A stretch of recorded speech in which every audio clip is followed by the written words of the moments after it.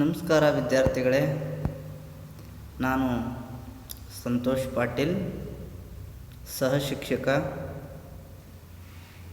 ಶ್ರೀ ತರಳಬಾಳು ಜಗದ್ಗುರು ವಿದ್ಯಾಸಂಸ್ಥೆ ರಿಜಿಸ್ಟರ್ ಸಿರಿಗೆರೆ. ಇದರ ಅಧೀನದಲ್ಲಿ ನಡೆಯುವ ಮಹಾತ್ಮಾಜಿ ಪ್ರೌಢಶಾಲೆ ಪಾಳ, ತಾಲೂಕು ಮುಂಡಗೋಡು, ಜಿಲ್ಲಾ ಉತ್ತರ ಕನ್ನಡ, ಇಲ್ಲಿ ಸಹ ಶಿಕ್ಷಕನಾಗಿ ಸೇವೆಯನ್ನು ಸಲ್ಲಿಸ್ತಾ ಇದ್ದೇನೆ. ಇವತ್ತಿನ ಈ ಒಂದು ವಿಡಿಯೋದಲ್ಲಿ 10ನೇ ತರಗತಿಯ 9ನೇ ಬಹಳ ಮುಖ್ಯವಾದಂತಹ ಅಧ್ಯಾಯವಾದ ಸ್ವಾತಂತ್ರ್ಯೋತ್ತರ ಭಾರತ, ಈ ಒಂದು ಅಧ್ಯಾಯದ ಬಗ್ಗೆ ತಿಳಿಯೋಣ. ಈ ಒಂದು ಘಟಕದಿಂದ ನಮಗೆ ಯಾವ ಯಾವ ಅಂಶಗಳು ತಿಳಿದು ಬರ್ತವೆ ಅಂತೇಳಿದರೆ, ಒಂದನೆಯದು ಭಾರತದ ವಿಭಜನೆಯ ಪರಿಣಾಮಗಳು. ಭಾರತ ಸ್ವತಂತ್ರ ನಂತರ ಏನು ವಿಭಜನೆ ಆಗ್ತದೋ ಆ ವಿಭಜನೆಯ ಪರಿಣಾಮಗಳು ಏನು, ಹಾಗೆಯೇ ಮತೀಯ ಗಲಭೆಗಳು, ಸ್ವತಂತ್ರ ನಂತರ ದೇಶದಲ್ಲಿ ಉಂಟಾದಂತಹ ಮತೀಯ ಗಲಭೆಗಳು, ಇದ್ರ ಬಗ್ಗೆ. ನಂತರ ನಿರಾಶ್ರಿತರ ಸಮಸ್ಯೆಗಳು. ಇಲ್ಲಿ ನಿರಾಶ್ರಿತರ ಸಮಸ್ಯೆಗಳು ಏನು ಅನ್ನುವಂಥದ್ದನ್ನು. ನಂತರ ಸ್ವಾತಂತ್ರ್ಯ ನಂತರ ಹೊಸ ಸರ್ಕಾರದ ರಚನೆ. ಈ ದೇಶ ಸ್ವತಂತ್ರ ಆದ ಮೇಲೆ ಯಾವ ರೀತಿಯಾಗಿರ್ತಕ್ಕಂಥ ಹೊಸ ಸರ್ಕಾರವನ್ನು ರಚನೆ ಮಾಡಿತು ಅನ್ನುವಂಥದ್ದನ್ನು. ನಂತರ ದೇಶೀಯ ಸಂಸ್ಥಾನಗಳ ವಿಲೀನೀಕರಣ. ಸ್ವತಂತ್ರ ನಂತರ ಏನು ಭಾರತದಲ್ಲಿ ಹಲವಾರು ಸಂಸ್ಥಾನಗಳೇನಿದ್ವೋ ಆ ಸಂಸ್ಥಾನಗಳನ್ನು ಹೇಗೆ ವಿಲೀಕರಣ ಮಾಡಲಾಯಿತು. ನಂತರ ಮತ್ತೊಂದು ಕೊನೆಯ ಅಂಶ ಭಾಷಾವಾರು ರಾಜ್ಯಗಳ ರಚನೆ. ಯಾವ ರೀತಿಯಾಗಿ ಭಾಷಾವಾರು ರಾಜ್ಯಗಳ ರಚನೆ ಈ ದೇಶದಲ್ಲಿ ನಡೀತು. ಹೀಗೆ 6 ಅಂಶಗಳನ್ನು ಈ ಅಧ್ಯಾಯದಿಂದ ತಿಳಿಲಿಕ್ಕೆ ಸಾಧ್ಯತೆ ಇದೆ. ನೋಡಿ, 1947 ಆಗಸ್ಟ್ 15ರಂದು ಭಾರತ ಸ್ವಾತಂತ್ರ್ಯವನ್ನು ಪಡೀತದೆ. ನಿಮಗೆಲ್ಲ ಗೊತ್ತಿರುವ ಹಾಗೆ ಈ ದೇಶ ಸುಮಾರು 3 ಶತಮಾನಗಳ ಕಾಲ ಬ್ರಿಟಿಷರ ಒಂದು ದಬ್ಬಾಳಿಕೆಗೆ ಒಳಗಾಗಿತ್ತು. ಅವರ ದಬ್ಬಾಳಿಕೆಯ ಒಂದು ದಾಸತ್ವದಿಂದ ಬಿಡುಗಡೆಯಾಗಿ 1947 ಆಗಸ್ಟ್ 15ರಂದು ಭಾರತ ಸ್ವಾತಂತ್ರ್ಯವನ್ನು ಪಡೀತದೆ. ಆ ದಿನವು ಸಂಭ್ರಮದ ಜೊತೆಗೆ ಸಂಕಟವೂ ಆಗಿತ್ತು. ಒಂದು ಕಡೆ ದೇಶ ಸ್ವತಂತ್ರ ಆಯಿತು ಅಂತೇಳಿ ಸಂತೋಷ ಆದರೆ, ಆ ಸಂತೋಷದ ದಿನದಂದೇ ಆ ಸಂಭ್ರಮದ ಜೊತೆಗೆ ಕೆಲವೊಂದಿಷ್ಟು ಆ ಸಂದರ್ಭದಲ್ಲಿ ಇದ್ದಂತಹ ಸಮಸ್ಯೆಗಳು ನಮಗೆ ಸಂಕಟವನ್ನು ತಂದುಂಟು ಮಾಡಿದವು. ಹಾಗಾಗಿ ಆ ದಿನವು ಸಂಭ್ರಮದ ಜೊತೆಗೆ ಸಂಕಟದ ದಿನವೂ ಕೂಡ ನಮಗೆ ಆಗಿತ್ತು. ಅಂದರೆ ಹಲವಾರು ಸಮಸ್ಯೆಗಳು ಆ ಸಂದರ್ಭದಲ್ಲಿ ಭಾರತಕ್ಕೆ ಎದುರಾಗ್ತವೆ. ಈ ಸ್ವಾತಂತ್ರ್ಯವು ಅಸಂಖ್ಯ ಹುತಾತ್ಮರ ತ್ಯಾಗ ಮತ್ತು ಬಲಿದಾನಗಳ ಫಲವಾಗಿತ್ತು. ಈ ದೇಶಕ್ಕೆ ಸ್ವಾತಂತ್ರ್ಯ ಅಂತಕ್ಕಂಥದ್ದು ಸುಮ್ಮನೆ ಸುಲಭವಾಗಿ ಸಿಕ್ಕಿರ್ತಕ್ಕಂಥದ್ದಲ್ಲ. ಈ ಒಂದು ಸ್ವಾತಂತ್ರ್ಯದ ಹಿಂದೆ ಅಸಂಖ್ಯಾತ ಹುತಾತ್ಮರ ತ್ಯಾಗ ಇದೆ. ಈ ದೇಶಕ್ಕಾಗಿ ಅಸಂಖ್ಯಾತ ವ್ಯಕ್ತಿಗಳು ತಮ್ಮ ಜೀವವನ್ನು ತ್ಯಾಗ ಮಾಡಿದ್ದಾರೆ. ಹೀಗೆ ಅಸಂಖ್ಯಾತ ಹುತಾತ್ಮರ ತ್ಯಾಗ ಇದೆ. ಭಗತ್ ಸಿಂಗು, ಖುದಿರಾಮ್ ಬೋಸು, ಜತಿನ್ ದಾಸು, ವಿ ಡಿ ಸಾವರ್ಕರು, ಹೀಗೆ ಪಟ್ಟಿ ಮಾಡ್ತಾ ಹೋದಾಗ ಹಲವಾರು ಒಂದು ಹುತಾತ್ಮರ ತ್ಯಾಗ ಇದೆ ಮತ್ತು ಬಲಿದಾನ ಇದೆ. ಕೆಲವರನ್ನು ಬ್ರಿಟಿಷರು ಬಲಿದಾನ ಮಾಡಿದ್ದಾರೆ. ಹೀಗೆ ತ್ಯಾಗ ಮತ್ತು ಬಲಿದಾನಗಳ ಒಂದು ಫಲವಾಗಿ ಈ ಸ್ವಾತಂತ್ರ್ಯ ನಮಗೆ ಲಭಿಸಿರ್ತಕ್ಕಂಥದ್ದನ್ನು ನಾವು ಕಾಣ್ತಾ ಇದ್ದೇವೆ. ಹೀಗೆ ಸ್ವಾತಂತ್ರ್ಯವು ಅಸಂಖ್ಯ ಹುತಾತ್ಮರ ತ್ಯಾಗ ಮತ್ತು ಬಲಿದಾನಗಳ ಒಂದು ಫಲವಾಗಿತ್ತು. ದೇಶ ವಿಭಜನೆಯು ಹೊಸ ಸವಾಲುಗಳನ್ನು ಸೃಷ್ಟಿಸಿತು. ಈ ದೇಶ ವಿಭಜನೆ ಏನಾಯಿತು, ಭಾರತ ಮತ್ತು ಪಾಕಿಸ್ತಾನ ಅಂಥೇಳಿ. ಈ ದೇಶ ವಿಭಜನೆ ನಮ್ಮ ಭಾರತಕ್ಕೆ ಹಲವಾರು ಸವಾಲುಗಳನ್ನು, ಹೊಸ ಸವಾಲುಗಳನ್ನು ಸೃಷ್ಟಿ ಮಾಡ್ತದೆ. ಆ ಹೊಸ ಸವಾಲುಗಳನ್ನು ಭಾರತ ಎದುರಿಸಬೇಕಾಗಿ ಬರ್ತದೆ. ಈ ಹೊಸ ಸವಾಲುಗಳನ್ನು ಸರ್ಕಾರ ಎದುರಿಸುವುದು ಅನಿವಾರ್ಯವಾಯಿತು. ಏನು, ಸ್ವತಂತ್ರಾನಂತರ ಎದುರಾದಂತಹ ಈ ಒಂದು ಸವಾಲುಗಳನ್ನು ಎದುರಿಸ್ತಕ್ಕಂಥದ್ದು ನಮಗೆ ಅನಿವಾರ್ಯ ಆಗ್ತದೆ. ಆ ಸವಾಲುಗಳನ್ನು ಎದುರಿಸದೇ ನಾವು ಪಲಾಯನ ಮಾಡಲಿಕ್ಕೆ ಸಾಧ್ಯ ಇರಲಿಲ್ಲ. ಆ ಸವಾಲುಗಳನ್ನು ಹಿಮ್ಮೆಟ್ಟಿ ಈ ದೇಶಕ್ಕೆ ಒಂದು ಭದ್ರತೆಯನ್ನು, ಘನತೆಯನ್ನು ತಂದುಕೊಡಬೇಕಾಗಿತ್ತು. ಅಂತಹ ಒಂದು ಸಮಸ್ಯೆ ಸರ್ಕಾರಕ್ಕೆ ಅನಿವಾರ್ಯ ಆಗಿರ್ತಕ್ಕಂಥದ್ದನ್ನು ನಾವು ಕಾಣ್ತಾ ಇದ್ದೇವೆ. ಹೀಗೆ ನಮ್ಮ ಭಾರತ ಸ್ವತಂತ್ರ ನಂತರ ಸೃಷ್ಟಿಸಿದ ಸವಾಲುಗಳು ಯಾವುವು ಅನ್ನೋದನ್ನು ನಾವು ತಿಳಿಯೋದಾದರೆ, ಸ್ವತಂತ್ರಾನಂತರ ಭಾರತ ಎದುರಿಸಿದಂತಹ ಸವಾಲುಗಳು ಏನು, ಸವಾಲುಗಳು ಎದುರಾದವು ಕೇಳ್ತಾರೆ ನಿಮಗೆ. ಸ್ವತಂತ್ರಾನಂತರ ಭಾರತ ಎದುರಿಸಿದ ಸವಾಲುಗಳು ಯಾವುವು ಅಂತೇಳಿ 2 ಅಂಕದ ಪ್ರಶ್ನೆಯನ್ನು ಕೇಳ್ತಾರೆ. ಯಾವ ಆ ಸವಾಲುಗಳು, ಸಮಸ್ಯೆಗಳು ಅಂತೇಳಿದರೆ, ಒಂದು ಮತೀಯ ಗಲಭೆಗಳು. ಒಂದನೆಯ ಸಮಸ್ಯೆ ಯಾವುದಪ್ಪ ಅಂತೇಳಿದರೆ ಮತೀಯ ಗಲಭೆ. ಹಿಂದೂ ಮತ್ತು ಮುಸಲ್ಮಾನರ ನಡುವೆ ಉಂಟಾದಂತಹ ಮತೀಯ ಗಲಭೆ ಇದು ಬಹಳ ಮುಖ್ಯವಾಗಿರತಕ್ಕಂಥ ಒಂದು ಸಮಸ್ಯೆ, ಮತೀಯ ಗಲಭೆಗಳು. ನಂತರ 2ನೇದು ಸಂಸ್ಥಾನಗಳ ವಿಲೀನೀಕರಣ. ದೇಶ ಸ್ವತಂತ್ರವನ್ನು ಪಡೆದಂತಹ ಸಂದರ್ಭದಲ್ಲಿ ನಮ್ಮ ಭಾರತದಲ್ಲಿ 562 ಸಂಸ್ಥಾನಗಳು ಇದ್ದವು. ಆ 562 ಸಂಸ್ಥಾನಗಳನ್ನು ಭಾರತದ ಒಕ್ಕೂಟಕ್ಕೆ ಸೇರ್ಪಡೆ ಮಾಡಬೇಕಾಗಿತ್ತು. ಇದು ಅತ್ಯಂತ ಒಂದು ದೊಡ್ಡ ಸಮಸ್ಯೆ ಆಗಿತ್ತು. ಹೀಗೆ ಸಂಸ್ಥಾನಗಳ ವಿಲೀನೀಕರಣ. ನಂತರ 3ನೇದು ಯಾವುದು ಅಂತೇಳಿದರೆ ಅರ್ಥವ್ಯವಸ್ಥೆಯ ಪರಿಣಾಮ. ನೋಡಿ, ದೇಶ ಸ್ವಾತಂತ್ರ್ಯವನ್ನು ಪಡೆದಂತಹ ಸಂದರ್ಭದಲ್ಲಿ ಸಾಕಷ್ಟು ಬಡತನದ ಸ್ಥಿತಿಯಲ್ಲಿ ಇತ್ತು. ಬ್ರಿಟಿಷರು ತಮ್ಮ ಆಳ್ವಿಕೆ ಕಾಲದಲ್ಲಿ ಈ ದೇಶವನ್ನು ಅವರು ಶೋಷಣೆಗೆ ಒಳಪಡಿಸಿದರು. ಹಾಗಾಗಿ ಅವರ ಆಳ್ವಿಕೆಯ ಕಾಲದಲ್ಲಿ ಭಾರತ ಬಡತನದ ಒಂದು ಸ್ಥಿತಿಯನ್ನು ಅನುಭವಿಸಬೇಕಾಯಿತು. ಅವರ ಒಂದು ಆರ್ಥಿಕ ನೀತಿಯಿಂದಾಗಿ, ಅವರ ಒಂದು ಆರ್ಥಿಕ ಶೋಷಣೆಯಿಂದಾಗಿ. ಇದರಿಂದಾಗಿ ಅರ್ಥವ್ಯವಸ್ಥೆ ಬಹಳ ಅಧೋಗತಿಗೆ ಹೋಗಿತ್ತು. ಬಹಳ ಬಡತನದ ಸ್ಥಿತಿಯಲ್ಲಿ ಆ ಸಂದರ್ಭದಲ್ಲಿ ದೇಶ ಇತ್ತು. ಹಾಗಾಗಿ ಈ ಒಂದು ಅರ್ಥವ್ಯವಸ್ಥೆಯ ಈ ಪರಿಣಾಮವನ್ನು ಎದುರಿಸಬೇಕಾಗಿತ್ತು. ಜನರಿಗೆ ಊಟ, ವಸತಿ, ಬಟ್ಟೆ ಇಂತಹ ಮೂಲಭೂತ ಸೌಲಭ್ಯಗಳನ್ನು ಒದಗಿಸಿಕೊಡುವಂಥದ್ದು ಕೂಡ ಭಾರತಕ್ಕೆ ಕಷ್ಟ ಇರುವಂತಹ ಒಂದು ಪರಿಸ್ಥಿತಿ ಆ ಸಂದರ್ಭದಲ್ಲಿ ಇತ್ತು. ನಂತರ ಹೊಸ ಸಂವಿಧಾನ ರಚನೆ. ಈ ದೇಶಕ್ಕೆ ಅದರದೇ ಆಗಿರತಕ್ಕಂತಹ ಒಂದು ಸಂವಿಧಾನವನ್ನು ನಾವು ರಚನೆ ಮಾಡಬೇಕಾಗಿತ್ತು. ಬ್ರಿಟಿಷರ ಆಡಳಿತದ ಒಂದು ವ್ಯವಸ್ಥೆಯನ್ನು ಮುಂದುವರಿಸಿದ್ದೇನೆ ನಾವು ಪ್ರಜಾಪ್ರಭುತ್ವ ವ್ಯವಸ್ಥೆಯಡಿ ಇಲ್ಲಿ ಆಡಳಿತವನ್ನು ಮಾಡುವುದಕ್ಕಾಗಿ ಈ ದೇಶಕ್ಕೆ ಒಂದು ಹೊಸ ಸಂವಿಧಾನವನ್ನು ರಚನೆ ಮಾಡ್ತಕ್ಕಂಥ ಒಂದು ಅಗತ್ಯ ಇತ್ತು. ಹಾಗಾಗಿ ಈ ದೇಶಕ್ಕೆ ಒಂದು ಹೊಸ ಸಂವಿಧಾನವನ್ನು ರಚನೆ ಮಾಡ್ತಕ್ಕಂತಹ ಒಂದು ಸಮಸ್ಯೆನೂ ಕೂಡ ಎದುರಾಗ್ತದೆ. ನೋಡಿ, 47ರ ಸ್ವತಂತ್ರ ಸಿಕ್ಕರು ನಾವು 1950ರಲ್ಲಿ ಸಂವಿಧಾನವನ್ನು ಜಾರಿಗೆ ತಂದೆವು. ಅಂದರೆ ಆ ಅವಧಿಯಲ್ಲಿ ನಾವು ಈ ದೇಶಕ್ಕೆ ಸಂವಿಧಾನವನ್ನು ರಚನೆ ಮಾಡ್ತಕ್ಕಂಥ ಒಂದು ಪ್ರಯತ್ನವನ್ನು ಮಾಡಿದ್ವಿ. ಹಾಗಾಗಿ ದೇಶ ಸ್ವತಂತ್ರ ಬಂದಂಥ ಸಂದರ್ಭದಲ್ಲಿ ಈ ಒಂದು ಹೊಸ ಸಂವಿಧಾನ ರಚನೆ ಮಾಡುವಂಥದ್ದು ಕೂಡ ಒಂದು ಸಮಸ್ಯೆ ನಮಗೆ ಎದುರಾಗಿತ್ತು. ನಂತರ 5ನೇದು ನೆರೆಯ ಶತ್ರುಗಳಿಂದ ರಕ್ಷಣೆ. ನಮ್ಮ ಭಾರತಕ್ಕೆ ನೆರೆಯ ಶತ್ರುಗಳು ಇದ್ದರು. ಚೀನಾ, ಪಾಕಿಸ್ತಾನ. ಈ ಒಂದು ಶತ್ರುಗಳಿಂದ ಈ ದೇಶವನ್ನು ಸಂರಕ್ಷಣೆ ಮಾಡಿಕೊಳ್ಬೇಕಾಗಿತ್ತು. ನೋಡಿ, ಆವಾಗ ನಮ್ಮ ಪರಿಸ್ಥಿತಿ ಬಹಳ ಅಧೋಗತಿ ಇತ್ತು.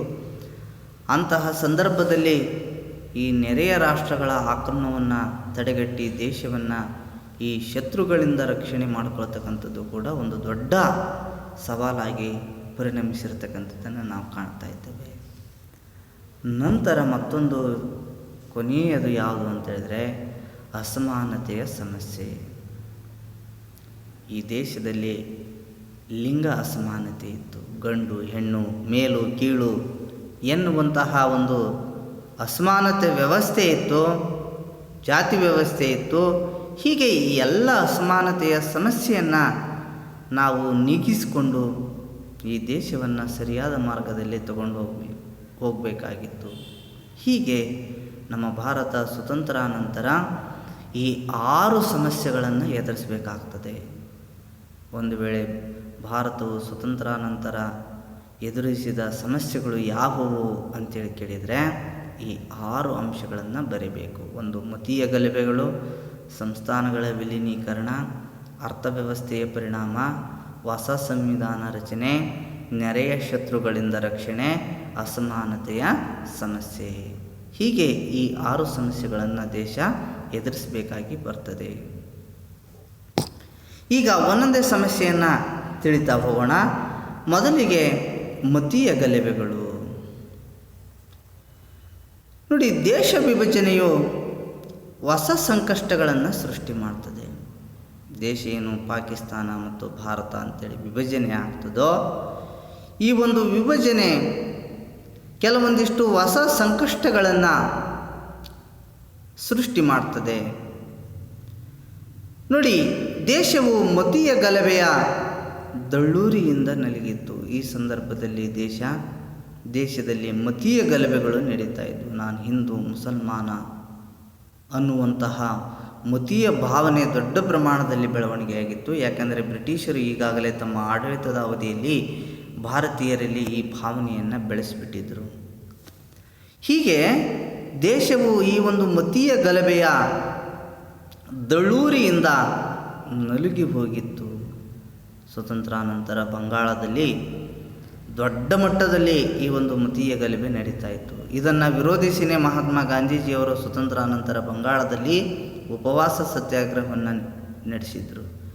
ನೀವು ಈ ರೀತಿ ಮತೀಯ ಸಂಘರ್ಷವನ್ನು ಬಿಡಿ ಅಂಥೇಳಿ ಎರಡೂ ಧರ್ಮದವರಿಗೆ ಸಂದೇಶವನ್ನು ಸಾರುವುದಕ್ಕಾಗಿ. ಹೀಗೆ ದೇಶವು ಮತೀಯ ಗಲಭೆಯ ದಳ್ಳೂರಿಯಿಂದ ನಲಿಗೋಗಿತ್ತು. ಎಲ್ಲ ಕಡೆ ಹಿಂದೂ ಮತ್ತು ಮುಸಲ್ಮಾನರ ನಡುವೆ ಹೋರಾಟ ಆಗ್ತಾಯಿತ್ತು. 2 ಹೊಸ ರಾಷ್ಟ್ರಗಳ ಉಗಮದಿಂದಾಗಿ ಮಿಲಿಯನ್ ಗಟ್ಟಲೆ ಜನರು ತಮ್ಮ ಹೊಸ ಬದುಕಿಗಾಗಿ ದೇಶಗಳನ್ನು ಆಯ್ಕೆ ಮಾಡಿಕೊಳ್ಳಲಾರಂಭಿಸಿದರು. 2 ಹೊಸ ರಾಷ್ಟ್ರಗಳು ಉದಯ ಆಗ್ತವೆ ಸ್ವತಂತ್ರಾನಂತರ.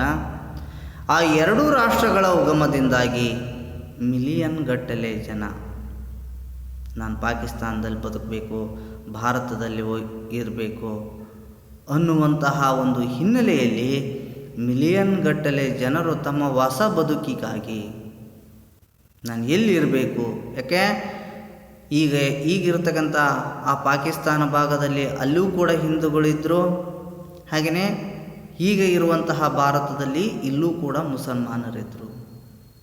ಹೀಗಾಗಿ ಇವರು ಹಿಂದೂ ಮತ್ತು ಮುಸಲ್ಮಾನರ ಒಂದು ಧರ್ಮದ ಆಧಾರದ ಮೇಲೆ ದೇಶಗಳು ವಿಭಜನೆಯಾಗಿದ್ದರಿಂದಾಗಿ ಅಲ್ಲಿ ಪಾಕಿಸ್ತಾನದಲ್ಲಿದ್ದಂತಹ ಹಿಂದೂಗಳು ಭಾರತಕ್ಕೆ ಬರಬೇಕಾಗ್ತದೆ, ಭಾರತದಲ್ಲಿ ಇರ್ತಕ್ಕಂಥ ಮುಸಲ್ಮಾನರು ಪಾಕಿಸ್ತಾನಕ್ಕೆ ಹೋಗಲಿಕ್ಕೆ ಪ್ರಯತ್ನವನ್ನು ಮಾಡ್ತಾರೆ. ಹೀಗೆ ಮಿಲಿಯಗಟ್ಟಲೆ ಜನರು ತಮ್ಮ ಹೊಸ ಬದುಕಿಗಾಗಿ ದೇಶಗಳನ್ನು ಆಯ್ಕೆ ಮಾಡಿಕೊಳ್ಳಲಾರಂಭಿಸಿದರು. ಈ ರೀತಿ ಭಾರತಕ್ಕೆ ಬಂದ ನಿರಾಶ್ರಿತರಿಗೆ ಪಾಕಿಸ್ತಾನದಿಂದ ಅಸಂಖ್ಯಾತ ಜನ ಭಾರತಕ್ಕೆ ಬರ್ತಾರೆ.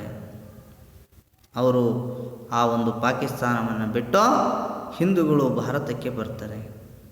ಭಾರತಕ್ಕೆ ಬಂದ ನಿರಾಶ್ರಿತರಿಗೆ ಊಟ ಮತ್ತು ಮೂಲಭೂತ ಸೌಲಭ್ಯಗಳನ್ನು ಒದಗಿಸುವ ಸಮಸ್ಯೆಯಾಯಿತು. ಭಾರತಕ್ಕೆ ಬಂದಂಥ ಈ ಅಸಂಖ್ಯಾತ ನಿರಾಶ್ರಿತರಿಗೆ ಅವರಿಗೆ ಊಟ ಒದಗಿಸಬೇಕಾಗಿತ್ತು. ಯಾಕೆಂದರೆ ಅವರೆಲ್ಲ ಮನೆ ಮಠ ಎಲ್ಲವನ್ನ ಬಿಟ್ಟು ಬಂದಿದ್ದರು. ಹಾಗಾಗಿ ತಮ್ಮ ಎಲ್ಲ ಮೂಲಭೂತ ಅವಶ್ಯಕತೆಗಳನ್ನು ಅವರು ಹೊಂದಿರಲಿಲ್ಲ. ಹಾಗಾಗಿ ಅವರಿಗೆ ಮೂಲಭೂತ ಅವಶ್ಯಕತೆಗಳಾದ ಊಟ, ಆಹಾರ, ಬಟ್ಟೆ, ವಸತಿ ಈ ತರಹದ ಮೂಲಭೂತ ಸೌಲಭ್ಯಗಳನ್ನು ಒದಗಿಸುವ ಸಮಸ್ಯೆ ಎದುರಾಗ್ತದೆ. ನಂತರ ಪಾಕಿಸ್ತಾನಕ್ಕೆ ಹೋದವರಿಗಿಂತ ಭಾರತಕ್ಕೆ ಬಂದವರ ಸಂಖ್ಯೆ ಗಣನೀಯವಾಗಿತ್ತು. ಇಲ್ಲಿ ಪಾಕಿಸ್ತಾನಕ್ಕೆ ಹೋದವರಿಗಿಂತ ಭಾರತಕ್ಕೇನು ಬಂದ್ರಲ್ಲ ಪಾಕಿಸ್ತಾನದಿಂದ, ಅವರ ಸಂಖ್ಯೆ ದೊಡ್ಡ ಪ್ರಮಾಣದಲ್ಲಿ ಆಗಿತ್ತು. ನಮ್ಮ ಭಾರತದಿಂದ ಪಾಕಿಸ್ತಾನಕ್ಕೆ ಹೋದಂಥವ್ರ ಸಂಖ್ಯೆ ಕಡಿಮೆನೇ, ಆದರೆ ಆ ಕಡೆಯಿಂದ ಈ ಕಡೆ ಬಂದಂತಹ ಸಂಖ್ಯೆ ಏನಿದೆ ಅತ್ಯಂತ ದೊಡ್ಡ ಪ್ರಮಾಣದಲ್ಲಿ ಇತ್ತು. ಹೀಗೆ ಈ ರೀತಿ ನಿರಾಶ್ರಿತರಾಗಿ ಅವರು ತಮ್ಮ ಬದುಕನ್ನು ಕಟ್ಟಿಕೊಳ್ಳುವುದಕ್ಕಾಗಿ ಏನಾಗ್ತಾರೆ, ಆ ದೇಶದಿಂದ ನಮ್ಮ ಭಾರತಕ್ಕೆ ಬರ್ತಕ್ಕಂಥದ್ದನ್ನು ಕಾಣ್ತಾ ಇದ್ದೇವೆ. ಹೀಗೆ ಈ ಸಂದರ್ಭದಲ್ಲಿ ಹಿಂದೂ ಮತ್ತು ಮುಸಲ್ಮಾನರ ನಡುವೆ ಸಾಕಷ್ಟು ಏನಾಗ್ತಾ ಇದ್ವಿ, ಇಲ್ಲಿ ಕೋಮು ಗಲಭೆಗಳು ಆಗ್ತಾಯಿದ್ವು. ಹೀಗೆ ಈ ರೀತಿ ಮತೀಯ ಗಲಭೆಗಳನ್ನು ಈ ಸಂದರ್ಭದಲ್ಲಿ ದೇಶ ಎದುರಿಸಬೇಕಾಗ್ತದೆ. ದೇಶ ವಿಭಜನೆ ಆಗಿದ್ದರಿಂದಾಗಿ ಎಲ್ಲ ಕಡೆ ಕೋಮು ದಳ್ಳೂರಿ ಹಿಂದೂ ಮತ್ತು ಮುಸಲ್ಮಾನರ ನಡುವೆ ಉಂಟಾಗ್ತದೆ. ಇದರಿಂದಾಗಿ ಪ್ರಾಣದ ಭಯದಿಂದಾಗಿ ಭಾರತದಲ್ಲಿರ್ತಕ್ಕಂಥ ಮುಸಲ್ಮಾನರು ನಮಗೆ ಜೀವ ಉಳಿದ್ರೆ ಸಾಕು ಅಂಥೇಳಿ ಇವರು ಪಾಕಿಸ್ತಾನಕ್ಕೆ ಹೋದರು. ಪಾಕಿಸ್ತಾನದಲ್ಲಿ ಅಲ್ಲಿ ಹಿಂದೂಗಳ ಮೇಲೆ ದಬ್ಬಾಳಿಕೆ ಆಗ್ತಾಯಿತ್ತು. ಹಾಗಾಗಿ ಅಲ್ಲಿರ್ತಕ್ಕಂತಹ ಹಿಂದೂಗಳು ತಮಗೆ ಜೀವ ಉಳಿದ್ರೆ ಸಾಕಪ್ಪ ಅಂಥೇಳಿ ಬದುಕಿಗಾಗಿ ಅವರು ಈ ದೇಶಕ್ಕೆ ಏನು ಮಾಡಿದರು, ನಿರಾಶ್ರಿತರಾಗಿ ಬಂದರು. ಹೀಗೆ ನಿರಾಶ್ರಿತರಾಗಿ ಬಂದಂತಹ ಈ ಜನರಿಗೆ ಊಟ ಮತ್ತು ಮೂಲಭೂತ ಸೌಲಭ್ಯಗಳನ್ನು ಒದಗಿಸ್ತಕ್ಕಂಥದ್ದು ಭಾರತಕ್ಕೆ ಒಂದು ದೊಡ್ಡ ಸಮಸ್ಯೆ ಆಗಿತ್ತು. ಯಾಕೆಂದರೆ ಮಿಲಿಯನ್ ಗಟ್ಟಲೆ ಜನ ಈ ಒಂದು ದೇಶಕ್ಕೆ ನಿರಾಶ್ರಿತರಾಗಿ ಬಂದರು. ಹೀಗೆ ಈ ಒಂದು ಸಮಸ್ಯೆಯನ್ನು ದೇಶ ಸ್ವತಂತ್ರ ನಂತರ ಎದುರಿಸಬೇಕಾಗ್ತದೆ. ನಂತರ ಎರಡನೇ ಮತ್ತೊಂದು ಸಮಸ್ಯೆ ಯಾವುದು ಅಂತೇಳಿದರೆ ಸಂಸ್ಥಾನಗಳ ವಿಲೀನೀಕರಣ. ನೋಡಿ, ದೇಶೀಯ ಸಂಸ್ಥಾನಗಳ ವಿಲೀನೀಕರಣ ಒಂದು ಬಹುದೊಡ್ಡ ಸಮಸ್ಯೆ ಆಗಿತ್ತು. ದೇಶ ಸ್ವತಂತ್ರ ನಂತರ ಎದುರಿಸಿದಂತಹ ಮತ್ತೊಂದು ಸಮಸ್ಯೆ ಅಂದರೆ ಈ ಸಂಸ್ಥಾನಗಳ ವಿಲೀನೀಕರಣ. ಬ್ರಿಟಿಷರು ಈ ದೇಶವನ್ನು ವಿಭಜನೆ ಮಾಡ್ತಕ್ಕಂಥ ಸಂದರ್ಭದಲ್ಲಿ ಅವರು ದೇಶೀಯ ಸಂಸ್ಥಾನಗಳಿಗೆ 2 ಆಯ್ಕೆಗಳನ್ನು ಕೊಟ್ಟಿದ್ದರು. ನೀವು ಪಾಕಿಸ್ತಾನಕ್ಕಾದರೂ ಸೇರ್ಬೋದು, ಇಲ್ಲವೇ ಭಾರತಕ್ಕಾದರೂ ಕೂಡ ನಿಮ್ಮ ಸಂಸ್ಥಾನಗಳನ್ನು ಸೇರ್ಪಡಿಸ್ಬೋದು ಅಂತೇಳಿ. ಈ ಒಂದು ಅವಕಾಶವನ್ನು ಉಪಯೋಗಿಸಿಕೊಂಡಂತಹ ಕೆಲವೊಂದು ಸಂಸ್ಥಾನಗಳು ಈ ದೇಶದ ಒಕ್ಕೂಟ ವ್ಯವಸ್ಥೆಯಲ್ಲಿ ಸೇರಲಿಕ್ಕೆ ಪ್ರತಿರೋಧವನ್ನು ವ್ಯಕ್ತಪಡಿಸ್ತವೆ. ಹಾಗಾಗಿ ಅವೆಲ್ಲವುಗಳನ್ನು ಮನವೊಲಿಸಿ ಈ ದೇಶದ ಒಕ್ಕೂಟ ವ್ಯವಸ್ಥೆಗೆ ಸೇರ್ಪಡಿಸ್ಕೊಳ್ತಕ್ಕಂಥದ್ದು ಒಂದು ಬಹುದೊಡ್ಡ ಸಮಸ್ಯೆ ಆಗಿತ್ತು.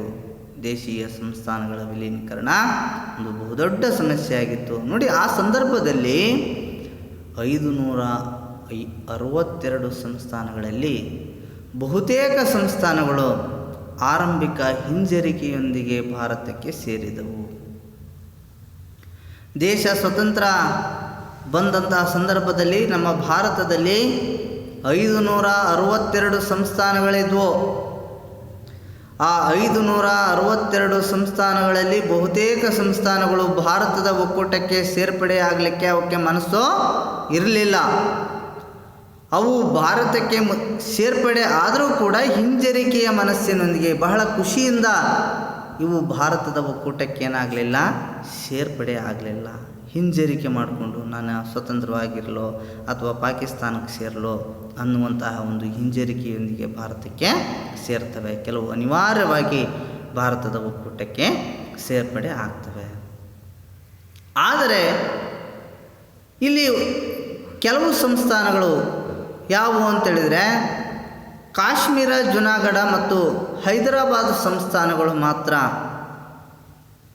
ಭಾರತದ ಒಕ್ಕೂಟಕ್ಕೆ ಸುಲಭವಾಗಿ ಸೇರ್ಪಡೆ ಆಗಲಿಲ್ಲ. 562 ಸಂಸ್ಥಾನಗಳಲ್ಲಿ ಈ 3 ಸಂಸ್ಥಾನಗಳನ್ನು ಹೊರತುಪಡಿಸಿ ಉಳಿದೆಲ್ಲ ಸಂಸ್ಥಾನಗಳು ಭಾರತದ ಒಕ್ಕೂಟಕ್ಕೆ ಸೇರ್ಪಡೆ ಆಗ್ತವೆ. ಅಂದರೆ 559 ಸಂಸ್ಥಾನಗಳು ಭಾರತದ ಒಕ್ಕೂಟಕ್ಕೆ ಸೇರ್ಪಡೆ ಆದವು. ಅವು ಇಷ್ಟ ಆಗಿಯೋ ಅಥವಾ ಇಷ್ಟ ಇಲ್ಲದೇನೋ ಒಟ್ಟಾರೆಯಾಗಿ ಭಾರತದ ಒಕ್ಕೂಟಕ್ಕೆ ಸೇರ್ಪಡೆಯಾದವು. ಆದರೆ 3 ಸಂಸ್ಥಾನಗಳು ಉತ್ತರದಲ್ಲಿ ಕಾಶ್ಮೀರ ಮತ್ತು ಜುನಾಗಢ, ಉತ್ತರ ಭಾರತದಲ್ಲಿ ಇದ್ದಂತಹ ಕಾಶ್ಮೀರ ಮತ್ತು ಜುನಾಗಢ ಸಂಸ್ಥಾನ ಮತ್ತು ನಮ್ಮ ದಕ್ಷಿಣ ಭಾರತದಲ್ಲಿದ್ದಂತಹ ಹೈದರಾಬಾದ್ ಸಂಸ್ಥಾನಗಳು ಸುಲಭವಾಗಿ ಭಾರತದ ಒಕ್ಕೂಟಕ್ಕೆ ಸೇರ್ಪಡೆ ಆಗಲಿಲ್ಲ. ಇವು ಭಾರತದ ಒಕ್ಕೂಟಕ್ಕೆ ಸೇರ್ಪಡೆ ಆಗಲಿಕ್ಕೆ ಇವಕ್ಕೆ ಇಷ್ಟ ಇರಲಿಲ್ಲ. ಇವು ಸ್ವತಂತ್ರವಾಗಿರಬೇಕು, ಇಲ್ಲ ಪಾಕಿಸ್ತಾನಕ್ಕೆ ಸೇರಬೇಕು ಅನ್ನುವಂತಹ ಅಭಿಲಾಷೆಯನ್ನು ಈ ಸಂಸ್ಥಾನಗಳು ಹೊಂದಿದ್ವು. ಇಂತಹ ಸಂದರ್ಭದಲ್ಲಿ ಈ ಸಂಸ್ಥಾನಗಳನ್ನು ಭಾರತದ ಒಕ್ಕೂಟಕ್ಕೆ ಸೇರ್ಪಡೆ ಮಾಡುವ ನಿಟ್ಟಿನಲ್ಲಿ ಸರ್ದಾರ್ ವಲ್ಲಭಭಾಯ್ ಪಟೇಲ್ ಮತ್ತು ಇತರರಿಗೆ ಇದೊಂದು ಸವಾಲಾಗಿತ್ತು. ಈ ಒಂದು ಸವಾಲನ್ನು ಸರ್ದಾರ್ ವಲ್ಲಭಭಾಯ್ ಪಟೇಲ್ ಮತ್ತು ಇತರರು ಇದನ್ನು ಯಶಸ್ವಿಯಾಗಿ ನಿಭಾಯಿಸಿ ಈ ಸಂಸ್ಥಾನಗಳನ್ನು ಭಾರತದ ಒಕ್ಕೂಟಕ್ಕೆ ಸೇರ್ಪಡೆ ಮಾಡುವಲ್ಲಿ ಇವರು ಯಶಸ್ವಿಯಾದರು.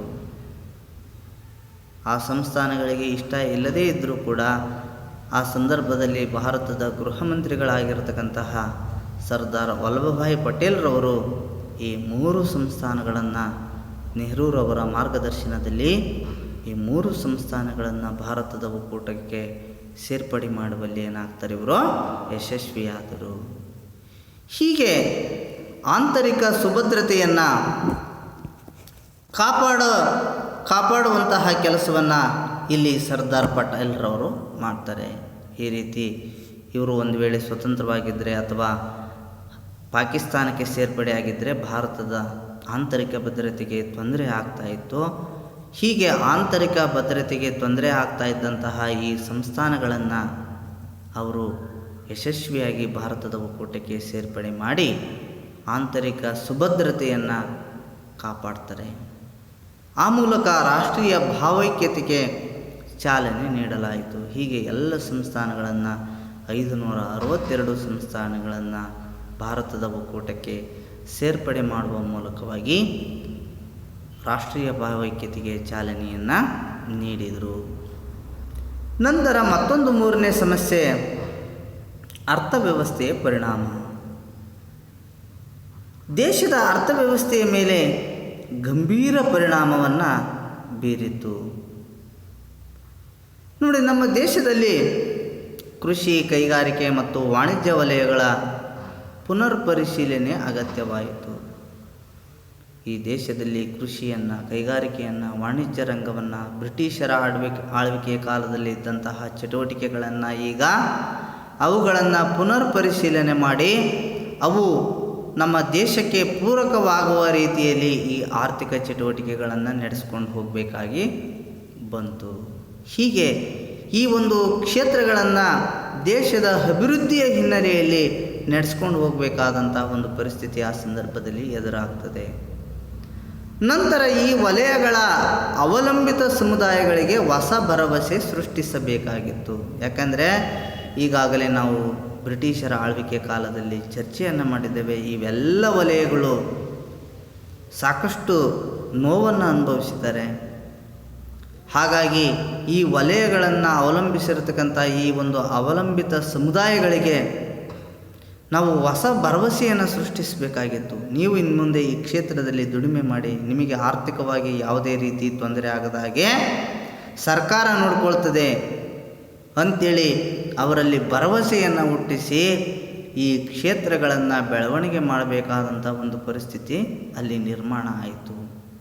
ಹೀಗೆ ಈ ವಲಯಗಳ ಅವಲಂಬಿತ ಸಮುದಾಯಗಳಿಗೆ ನಾವಿಲ್ಲಿ ಹೊಸ ಭರವಸೆಯನ್ನು ಸೃಷ್ಟಿಸಬೇಕಾದಂತಹ ಒಂದು ಅನಿವಾರ್ಯತೆ ಎದುರಾಗಿತ್ತು. ಬ್ರಿಟಿಷ್ ವಸಾಹತು ವ್ಯವಸ್ಥೆ ಭಾರತದ ಸಂಪತ್ತನ್ನು ಬರಿದು ಮಾಡಿತ್ತು. ಬ್ರಿಟಿಷರ ಒಂದು ವಸಾಹತು ವ್ಯವಸ್ಥೆ ಏನಿದೆಯೋ ಈ ಒಂದು ವ್ಯವಸ್ಥೆ ಭಾರತದ ಸಂಪತ್ತನ್ನು ಬರಿದು ಮಾಡಿತ್ತು. ಈಗಾಗಲೇ ದಾದಾಬಾಯಿ ನವರೋಜಿ ಅವರು ತಮ್ಮ ಸಂಪತ್ತಿನ ಸೋರಿಕೆ ಸಿದ್ಧಾಂತದಲ್ಲಿ ಈ ವಿಷಯವನ್ನು ಪ್ರಸ್ತಾಪಿಸಿದ್ದಾರೆ.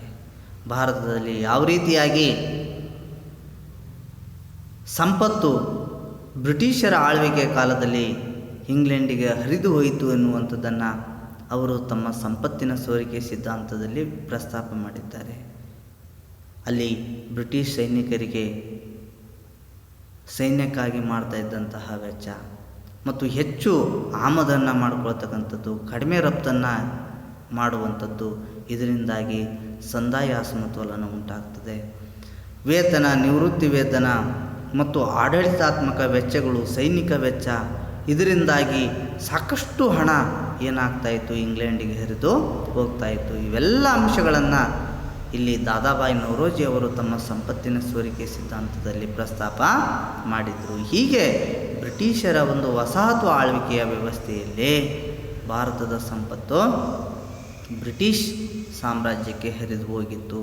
ಹೀಗೆ ಇವೆಲ್ಲ ಸಂಕಷ್ಟಗಳ ನಡುವೆ ನಮ್ಮ ಕೃಷಿ, ಕೈಗಾರಿಕೆ, ವಾಣಿಜ್ಯ ವಲಯಗಳನ್ನು ನಾವು ಪುನರ್ ಪರಿಶೀಲನೆ ಮಾಡಿ ಈ ವಲಯವನ್ನು ಅವಲಂಬಿತವಾಗಿರ್ತಕ್ಕಂತಹ ಸಮುದಾಯಗಳಿಗೆ ಹೊಸ ಭರವಸೆಯನ್ನು ಸೃಷ್ಟಿ ಮಾಡಿ ಆ ಮೂಲಕವಾಗಿ ಆರ್ಥಿಕತೆಗೆ ಚೇತರಿಕೆಯನ್ನು ಕೊಡಬೇಕಾದಂತಹ ಒಂದು ಪರಿಸ್ಥಿತಿ ಆ ಸಂದರ್ಭದಲ್ಲಿ ನಿರ್ಮಾಣ ಆಗಿತ್ತು. ಹೀಗೆ ಅರ್ಥವ್ಯವಸ್ಥೆಯ ಪರಿಣಾಮನೂ ಕೂಡ ಇಲ್ಲಿ ಒಂದು ದೊಡ್ಡ ಸಮಸ್ಯೆಯಾಗಿ ಪರಿಣಮಿಸಿರ್ತಕ್ಕಂಥದ್ದನ್ನು ನಾವು ಕಾಣ್ತಾ ಇದ್ದೇವೆ. ನಂತರ ನಾಲ್ಕನೇದು ಯಾವುದಪ್ಪ ಅಂತ ಹೇಳಿದರೆ ಸಂವಿಧಾನ, ಹೊಸ ಸಂವಿಧಾನ ರಚನೆ. ನೋಡಿ, ಈ ದೇಶದ ಆಡಳಿತವನ್ನು ನಡೆಸ್ಕೊಂಡು ಹೋಗುವುದಕ್ಕಾಗಿ ಸ್ವತಂತ್ರಾನಂತರ ಸಂವಿಧಾನ ರಚನೆಯೂ ಕೂಡ ಒಂದು ಸವಾಲಾಗಿತ್ತು. ಎಂತಹ ಆಡಳಿತ ವ್ಯವಸ್ಥೆಯನ್ನು ನಾವು ರಚನೆ ಮಾಡಿಕೊಳ್ಬೇಕು, ಹೇಗಿರಬೇಕು ನಮ್ಮ ಆಡಳಿತ ವ್ಯವಸ್ಥೆ ಅನ್ನುವಂಥದ್ದನ್ನು ನಿರ್ಧಾರ ಮಾಡಬೇಕಾದಂಥ ಒಂದು ಪರಿಸ್ಥಿತಿ ಇತ್ತು. ನೋಡಿ, ಭಾರತದ ರಾಜಕೀಯ ಮತ್ತು ಆಡಳಿತಾತ್ಮಕ ಸ್ಥಿರತೆಯ ಅಗತ್ಯತೆ ಇತ್ತು. ಭಾರತದಲ್ಲಿ ರಾಜಕೀಯ ಮತ್ತು ಆಡಳಿತಾತ್ಮಕ ಸ್ಥಿರತೆಯನ್ನು ತರಬೇಕಾಗಿತ್ತು. ನಾವು ರಾಜಕೀಯ ಕ್ಷೇತ್ರ ಮತ್ತು ಆಡಳಿತಾತ್ಮಕ ಕ್ಷೇತ್ರದಲ್ಲಿ ಸ್ಥಿರತೆಯನ್ನು ತಂದು ಆ ಮೂಲಕವಾಗಿ ಆಡಳಿತ ವ್ಯವಸ್ಥೆ ಸರಿಯಾಗಿ ನಡೆಯುವಂತೆ ನೋಡ್ಕೊಳ್ಬೇಕಾದಂಥ ಒಂದು ಪರಿಸ್ಥಿತಿ ನಿರ್ಮಾಣ ಆಗಿತ್ತು. ನಂತರ ಈಗಾಗಲೇ ದೇಶ ಪ್ರಜಾಸತ್ತಾತ್ಮಕ ವ್ಯವಸ್ಥೆಯನ್ನು ಹೊಂದಬೇಕು ಅಂತೇಳಿ ಬಯಸಿತ್ತು. ಈ ಪ್ರಜಾಸತ್ತಾತ್ಮಕ ಹಿನ್ನೆಲೆಯಲ್ಲಿ ಗಣರಾಜ್ಯದ ಉಗಮವಾಗಬೇಕಾಗಿತ್ತು. ಈ ದೇಶದಲ್ಲಿ ವಂಶವಾಹಿ ಆಡಳಿತವನ್ನು ಕೊನೆಗಾಣಿಸಿ ಇಲ್ಲಿ ಗಣರಾಜ್ಯ ವ್ಯವಸ್ಥೆಯನ್ನು ಹುಟ್ಟು ಹಾಕಬೇಕಾದಂತಹ ಒಂದು ಪರಿಸ್ಥಿತಿ ನಿರ್ಮಾಣ ಆಗಿತ್ತು. ಹಾಗಾಗಿ ಗಣರಾಜ್ಯ ವ್ಯವಸ್ಥೆಯನ್ನು ಯಾವ ರೀತಿ ಹುಟ್ಟಾಕಬೇಕು, ಅದನ್ನು ಹೇಗೆ ನಡೆಸ್ಕೊಂಡು ಹೋಗಬೇಕು ಅನ್ನುವಂಥದ್ದನ್ನು ನಾವು ಇಲ್ಲಿ ನಿರ್ಧಾರ ಮಾಡಬೇಕಾಗಿತ್ತು. ನಂತರ ಡಾಕ್ಟರ್ BR ಅಂಬೇಡ್ಕರ್ ಅವರ ಅಧ್ಯಕ್ಷತೆಯಲ್ಲಿ ಸಂವಿಧಾನ ರಚನಾ ಕರಡು ಸಮಿತಿ ಅಂಥೇಳಿ ಈ ಒಂದು ಸಮಿತಿ ರಚನೆ ಮಾಡಲಾಯಿತು. ಈ ಸಮಿತಿ ದೇಶಕ್ಕೆ ಸಂವಿಧಾನವನ್ನು ರಚಿಸಿತು. ಡಾಕ್ಟರ್ BR ಅಂಬೇಡ್ಕರ್ ಅವರ ಅಧ್ಯಕ್ಷತೆಯಲ್ಲಿ ಸಂವಿಧಾನ ಕರಡು ಸಮಿತಿ, ಈಗಾಗಲೇ ಸಂವಿಧಾನ ರಚನಾ ಸಮಿತಿ ಏನು ರಚನೆಯಾಗಿತ್ತೋ ಆ ಸಂವಿಧಾನ ರಚನಾ ಸಮಿತಿ ಸಿದ್ಧಪಡಿಸಿರ್ತಕ್ಕಂತಹ ಒಂದು ವರದಿಯನ್ನು ಕರಡು ರೂಪಕ್ಕೆ ತರಬೇಕಾಗಿತ್ತು. ಆ ಕರಡು ರೂಪಕ್ಕೆ ತಂದು ಅದಕ್ಕೆ ಒಂದು ಸಂವಿಧಾನದ ಚೌಕಟ್ಟನ್ನು ಒದಗಿಸಿಕೊಡ್ಬೇಕಾಗಿತ್ತು. ಯಾಕೆಂದರೆ ಸಂವಿಧಾನ ರಚನಾ ಸಮಿತಿ ಈಗಾಗಲೇ ವಿಶ್ವದ ಅನೇಕ ರಾಷ್ಟ್ರಗಳ ವಿವಿಧ ಅಂಶಗಳನ್ನು ಅಧ್ಯಯನ ಮಾಡಿಕೊಂಡು ಬಂದಿತ್ತು. ಅವೆಲ್ಲ ಅಂಶಗಳನ್ನು ನಾವು ಕೂಲಂಕುಷವಾಗಿ ಚರ್ಚೆ ಮಾಡಿ ಅದರಲ್ಲಿರ್ತಕ್ಕಂಥ ಉತ್ತಮವಾಗಿರ್ತಕ್ಕಂಥ ಅಂಶಗಳನ್ನು ಮಾತ್ರ ಆಯ್ಕೆ ಮಾಡಿಕೊಂಡು ಅದಕ್ಕೆ ಒಂದು ಕರಡು ರೂಪವನ್ನು ಕೊಡಬೇಕಾಗಿತ್ತು. ಆ ಕೆಲಸವನ್ನು ಡಾಕ್ಟರ್ BR ಅಂಬೇಡ್ಕರ್ ಅವರು ಅತ್ಯಂತ ಯಶಸ್ವಿಯಾಗಿ ಮಾಡಿ ಈ ದೇಶಕ್ಕೆ ಒಂದು ಸಂವಿಧಾನವನ್ನು ರಚನೆ ಮಾಡಿಕೊಟ್ರು. ಹೀಗೆ ಈ ದೇಶಕ್ಕೆ ಸಂವಿಧಾನವನ್ನು ರಚಿಸ್ತಕ್ಕಂಥದ್ದು ಕೂಡ ಆ ಸಂದರ್ಭದಲ್ಲಿ ಸವಾಲಾಗಿತ್ತು. ನಂತರ ಶಾಸಕಾಂಗ, ಕಾರ್ಯಾಂಗ ಮತ್ತು ನ್ಯಾಯಾಂಗ ಸಂಸ್ಥೆಗಳು ಬಲಗೊಂಡವು. ಯಾವಾಗ ಈ ದೇಶದಲ್ಲಿ ಸಂವಿಧಾನ ಜಾರಿಗೆ ಬಂತೋ, ಸಂವಿಧಾನ ಜಾರಿಗೆ ಬಂದ ಮೇಲೆ ಸರ್ಕಾರದ ಅಂಗಗಳಾಗಿರತಕ್ಕಂತಹ ಶಾಸಕಾಂಗ, ಕಾರ್ಯಾಂಗ ಮತ್ತು ನ್ಯಾಯಾಂಗ ಎನ್ನುವಂತಹ ಈ ಸಂಸ್ಥೆಗಳು ಏನಾಗ್ತವೆ, ಬಲವಾಗಿ ಬೆಳವಣಿಗೆ ಆಗ್ತವೆ.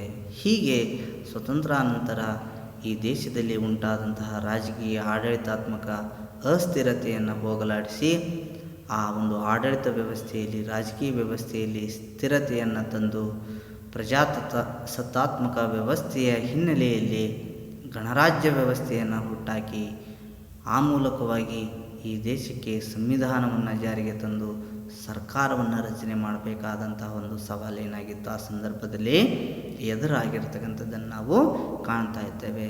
ಹಾಗಾಗಿ ಹೊಸ ಸಂವಿಧಾನ ರಚನೆಯೂ ಕೂಡ ಒಂದು ದೊಡ್ಡ ಸವಾಲು ಆ ಸಂದರ್ಭದಲ್ಲಿ ಆಗಿತ್ತು ಅಂತಕ್ಕಂಥದ್ದು. ನಂತರ ಮತ್ತೊಂದು ನೆರೆಯ ಶತ್ರುಗಳಿಂದ ರಕ್ಷಣೆ. ನೋಡಿ, ದೀರ್ಘ ಹೋರಾಟದ ಮೂಲಕ ಭಾರತ ಸ್ವಾತಂತ್ರ್ಯವನ್ನು ಪಡೆಯಿತು. ಸಾಕಷ್ಟು ಹೋರಾಟವನ್ನು ಮಾಡಿದ್ವಿ. 1857ರಿಂದ 1947ರವರೆಗೆ ಈ ದೇಶ ಸುಮಾರು 90 ವರ್ಷಗಳು ಬ್ರಿಟಿಷರ ವಿರುದ್ಧ ಹೋರಾಟವನ್ನು ಮಾಡಿ ಸ್ವಾತಂತ್ರ್ಯವನ್ನು ಪಡಿಬೇಕಾಯಿತು. ಹೀಗೆ ಈ ಒಂದು ದೀರ್ಘ ಹೋರಾಟದ ಮೂಲಕ ಸ್ವಾತಂತ್ರ್ಯವನ್ನು ಪಡೆದ್ವಿ. ಸ್ವಾತಂತ್ರ್ಯ ಪಡೆದ ನಂತರ ನಮಗೆ ನೆರೆಯ ಶತ್ರುಗಳಿಂದ ಈ ಸ್ವಾತಂತ್ರ್ಯವನ್ನು ಕಾಪಾಡಿಕೊಳ್ಬೇಕಾಯಿತು. ಸ್ವಾತಂತ್ರ್ಯವೇನು ಪಡ್ಕೊಂಡ್ವಿ, ಆದರೆ ಈ ಸ್ವಾತಂತ್ರ್ಯವನ್ನು ಹರಣ ಮಾಡಲಿಕ್ಕೆ ಪ್ರಯತ್ನವನ್ನು ಮಾಡ್ತಾಯಿದ್ರು ನಮ್ಮ ನೆರೆಯ ರಾಷ್ಟ್ರಗಳು. ಆ ನೆರೆಯ ರಾಷ್ಟ್ರಗಳಿಂದ, ಆ ನೆರೆಯ ರಾಷ್ಟ್ರದ ಶತ್ರುಗಳಾದಂತಹ ಚೀನಾ ಮತ್ತು ಪಾಕಿಸ್ತಾನ, ಈ ಶತ್ರುಗಳಿಂದ ಈ ರಾಷ್ಟ್ರವನ್ನು ಕಾಪಾಡಿಕೊಳ್ಬೇಕಾಯಿತು. ಇವರಿಂದ ಈ ದೇಶವನ್ನು ಕಾಪಾಡಿಕೊಳ್ಳುವುದಕ್ಕಾಗಿ ನಮ್ಮ ಭಾರತದ ರಕ್ಷಣಾ ವ್ಯವಸ್ಥೆಯನ್ನು ಬಲಪಡಿಸಬೇಕಾಯಿತು. ಅವಾಗಿನ್ನೂ ಕೂಡ ರಕ್ಷಣಾ ವ್ಯವಸ್ಥೆ ಇರಲಿಲ್ಲ ಉನ್ನತ ಮಟ್ಟದಲ್ಲಿ.